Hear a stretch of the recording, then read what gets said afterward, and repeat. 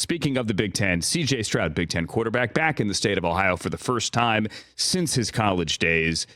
Had a 10-point lead in the fourth quarter, helped blow that lead, then rallied him back again. Can you put into words, Chris? You had a pretty good rookie year as well. How impressive this is for CJ Stroud. I mean, it's incredible. I sat there last night, and I'm supposed to break down all 32 teams, get ready for our show, the whole thing, get ready for this show.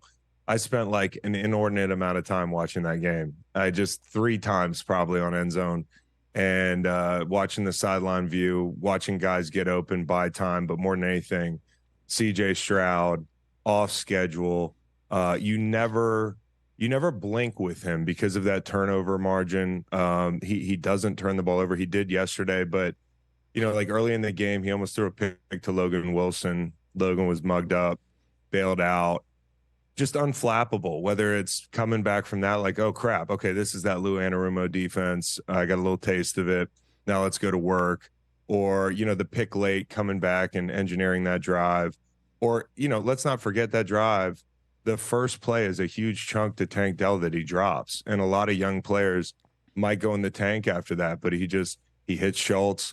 He hits Noah Brown, who had a great day, Truck Pratt, and they got into field goal range. But I don't want to overstate. I try not to overreact, but this guy, when it comes to quarterback takes, like let's skip the dating phase. Let's get we as football fans. I mean, it is time to put a ring on CJ Stroud and call him an elite quarterback.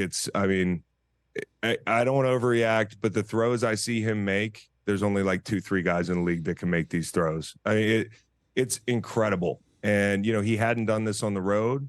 I feel like this team in general is rounding into form at the right time.